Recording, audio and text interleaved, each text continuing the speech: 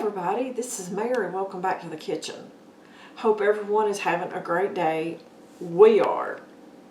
I am getting ready to make my most requested recipe. Everybody wants this recipe. I've been asked multiple times over the years, and guys, I'm going to share it with you. What is it? Just deer jerky or venison jerky. Ever how you want to say it or pronounce it or think of it. For us, it's deer jerky. Okay. I have some deer roasts that I have trimmed the fat off of and taken the silver skin off of. Okay. I've cut them about 1/8 of an inch thick. Folks, it's going to shrink up. So don't think just because you have a big piece like this that it's going to be that whenever it gets done. It's going to shrink up to the normal size. Because when you take all the water out of it, when you dehydrate it, that's what's going to happen. Okay. I have got about 3.5 pounds of sliced gyros. You could do this in a bowl, and that's how I used to do it. But folks, I found a much easier way. I'm just going to put it into a ziplock bag.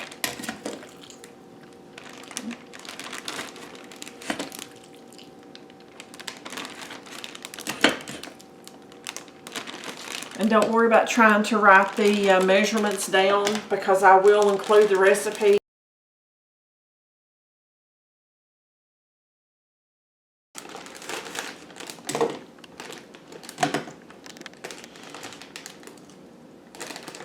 This recipe is so simple, but yet so good. Okay. So if you're looking size-wise, it's about 1/2 a Ziploc bag that's pretty well packed tight in there. Okay. I have my seasonings right here. I have salt, cayenne pepper, and garlic powder. Okay. To that, I'm going to add some soy sauce. 1/4 cup of soy.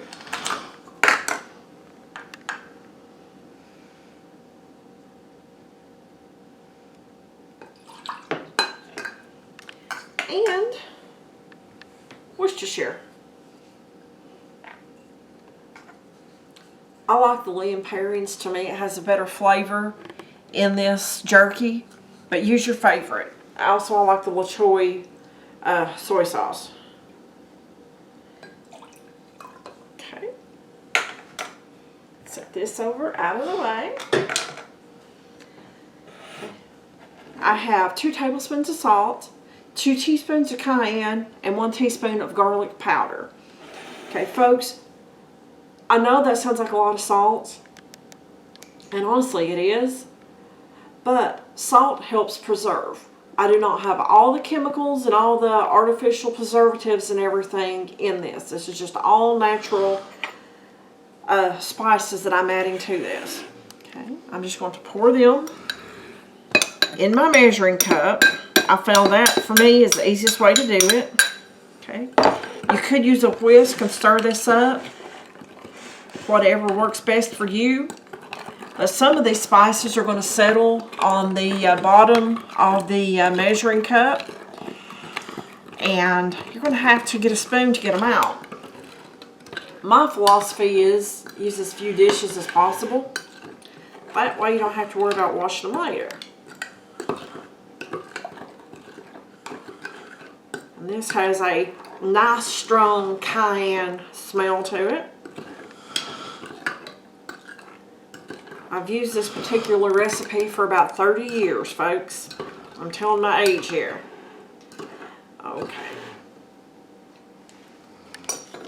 I have that blended up pretty well, and I'm just going to pour it over here. And you can see what's left in the cup. Okay, you'll notice I left the lid off of my soy sauce. I'm going to pour just a little bit more in there, probably a couple of tablespoons. Slosh it around, get more out. Rake every bit of that goodness out. Okay. I'm simply going to zip this up about 3/4 of the way. Mash as much of the air out as what I can get out and seal it. Okay. Then I'm just going to start kneading it just like you would knead bread. That way it gets the liquid and the spices all the way through. Turn it over, just pick it up, jiggle it around. Just make sure you have a good quality bag with a good seal on there. Otherwise you're going to have a mess. But just wiggle it all around, move it around, flop it over. Okay. Now folks, what I do from here is I put this in a 9x13 cake pan or even a cookie sheet. It doesn't matter. And I put it in the refrigerator. I'm going to leave it in there at least 12 hours, preferably 24 hours. And several times a day, just go flop it over like that. Mix it up. That way you know all those spices are going to get on every bit of that meat. I'm going to put this in the refrigerator and I will bring you back when it is time to take it out of this and do the next step. Okay folks, I've taken the slices of deer or venison out of the refrigerator. Let me do a quick recap. Before you slice the jerky, I took all of the fat off of it and the silver skin. That way it doesn't make it tough and nasty tasting. Okay, I have my dehydrator preheating. Okay, I'm just going to take my slices out and I'm going to lay them on the dehydrator tray. I have the temperature set at 155 and it's going to take usually around 10 hours or so depending on the thickness of the strips of meat. I marinated this for, it's a little over 24 hours. Put them on there. It doesn't matter if you have them close together, just don't have them overlapping. And almost all of that marinade has been soaked up into this meat. And folks, this smells so good. This is my most requested recipe. Everybody wants my jerky. All the guys at my husband's work, hey, is Mary making jerky? So it is my most popular and most requested recipe. Okay. Okay, I have one tray full.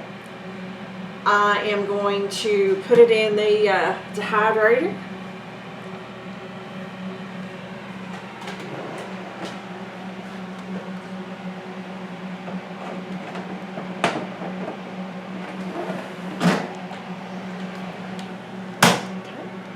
And I'm going to go ahead and start with the next one. I still have these draining in the dish drainer. I don't want to get water everywhere. And I have the pan sitting over top of a broiler pan. You can use anything that your racks will fit on. That way, I mean, you see my hands. They have the marinade on there.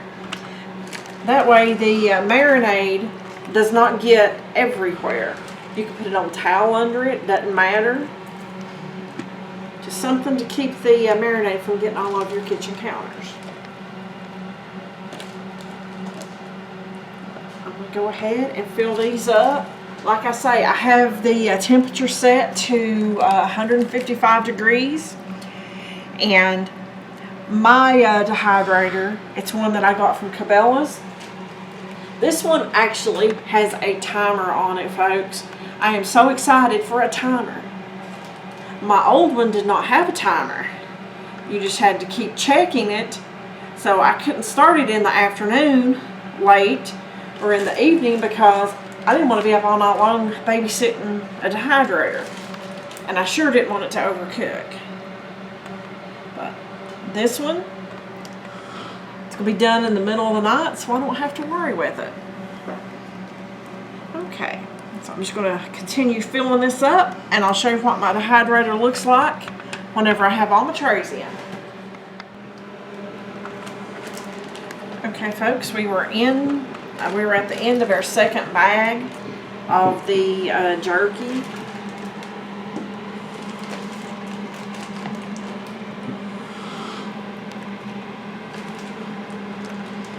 Okay, this is the amount of marinade that is left over.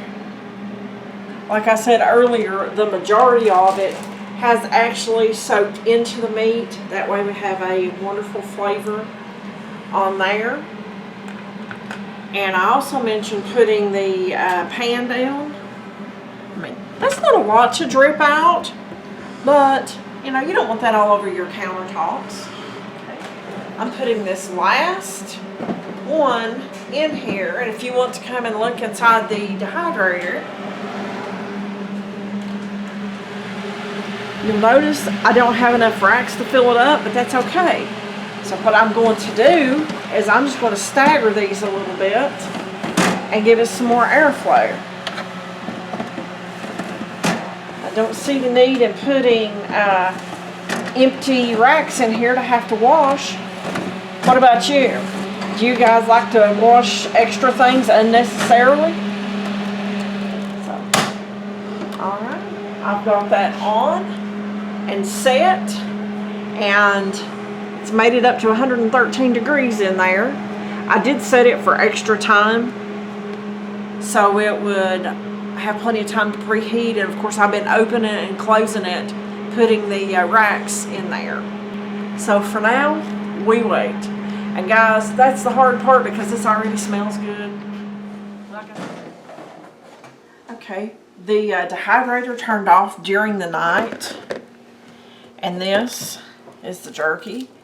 As you can see, it's good and dry. So I'm going to put it in my bowl and weigh and see exactly how much we had. I put almost 8 pounds of meat out into the jerky.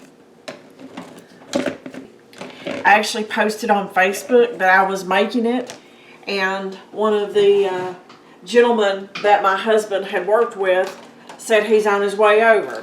So he remembers this stuff, even though it's been a while since I've had any of it. But look at that.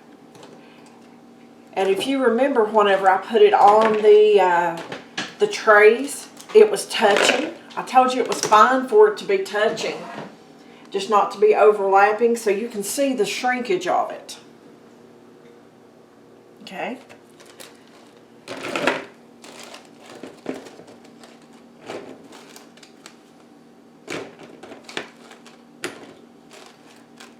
Hopefully, this is only the first of many deer that will be made into jerky this year.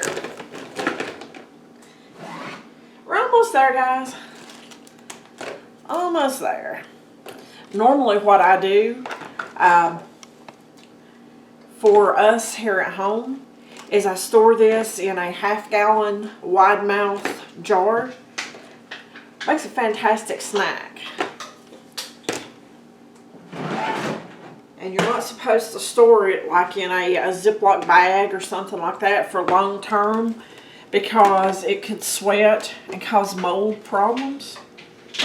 Especially if you have it, say, like over top of a coffee maker or something like that in a cabinet. So, all right. You see my big bowl full. Now, let's go get the weight. Okay, I've already set my scales for the weight of the bowl. So, let's put that on there.